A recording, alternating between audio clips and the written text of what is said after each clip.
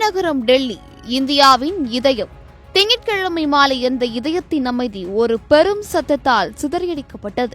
நாட்டின் பாதுகாப்பு வலயத்தின் மையமாக விளங்கும் செங்கோட்டை பகுதியில் ஒரு கோரமான குண்டுவெடிப்பு நிகழ்ந்துள்ளது. 9 அப்பாவி உயிர்கள் காவு வாங்கப்பட்டுள்ளன. 20க்கும் மேற்பட்டோர் உயிருக்கு போராடி வருகின்றனர். இந்த சம்பவம் ஒட்டுமொத்த தேசத்தையும் உலுக்கியுள்ளது. இந்த தாக்குதலின் பின்னணியில் உள்ள மர்ம முடிச்சுகள் இப்போது புல்வாமா வரை நீண்டிருப்பது விசாரணையில் ஒரு பெரும் திருப்பத்தை ஏற்படுத்தியுள்ளது.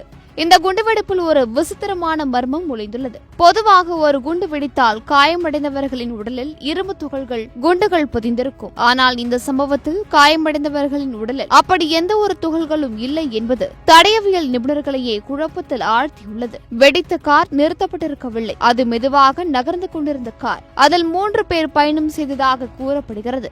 அவர்கள் யார்? அவர்கள் தற்கொலை படையினரா அல்லது அவர்களே இந்த சதியின் முதல் பலிகளா என்ற கோணத்தில் விசாரணை தீவிரமடைந்துள்ளது. இந்த வழக்கில் முதல் துருப்பு சீட்டாக சிக்கியது அந்த ஹரியானா பதிவெண் கொண்ட ஹுண்டாய் i20 கார் தான். HR26 என்ற அந்த பதிவெண்ணை வைத்து சில மணி நேரங்களிலேயே குருகிராமில் வசித்து வந்த முகமது சல்மான் என்பவரை போலீஸ் வளைத்தது.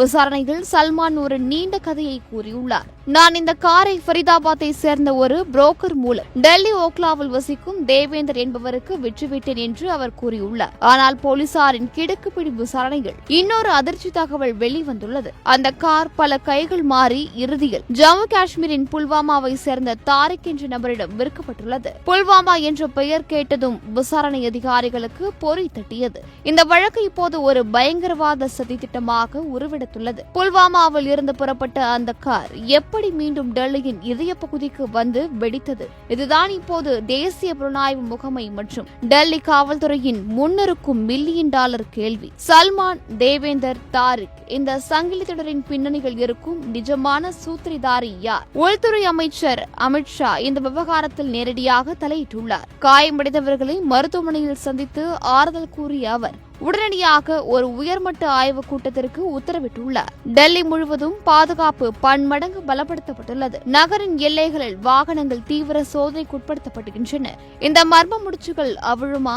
உண்மை குற்றவாளிகள் சிக்குவார்களா? தேசத்தின் ஒட்டுமொத்த கவனமும் இப்போது டெல்லி காவல்துறையின் அடுத்த கட்ட நகர்வை எதிர்நோக்கி காத்துக் கொண்டிருக்கிறது.